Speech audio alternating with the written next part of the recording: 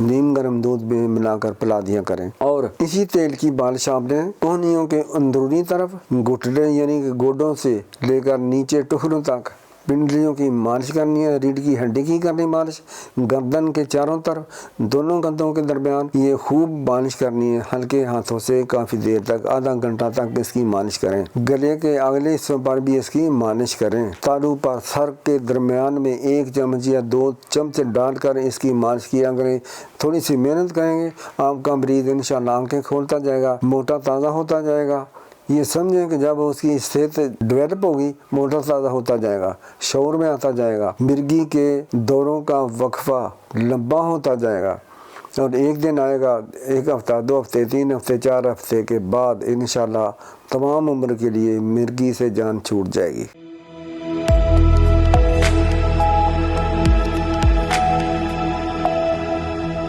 بسم اللہ الرحمن الرحیم۔ مرگی کا علاج، مرگی کا نسخہ نمبر 3 بتاتا ہوں میں۔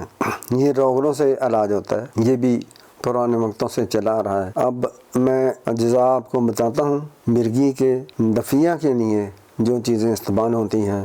روغنوں سے علاج، ٹھیک ہے۔ اجزاء اس کے یہ ہیں: روغن زرد دیسی گھی یعنی کہ 250 گرام، روغن زیتون کھانے والا 250 گرام، تربد سفید استخدوس یہ آپ نے 100 گرام لینا ہے۔ ترفلا کے چھلکے، ہلیلا بلیلا آملہ یا حلیلا بلیلا آملہ، اس کے چھلکے آپ نے لینے ہیں 100 گرام، ٹھیک ہے۔ ان تمام چیزوں کو آپ نے روغن زرد اور زیتون کے تیل میں جوش دینا ہے، جلا لیں، ہلکی آنچ پر رکھیں گے تو یہ آہستہ آہستہ آہستہ آہستہ بادامی شکل کے، پھر سیاہ شکل کے، بلیک شکل ہو جائیں گے تو ان کو چھلنی سے چھان کر، کپڑے سے چھان کر الگ کر دیں۔ اب اس میں شہد آپ نے آدھا کلو ملانا ہے، اور یہ تیل بہترین تیار ہو گیا۔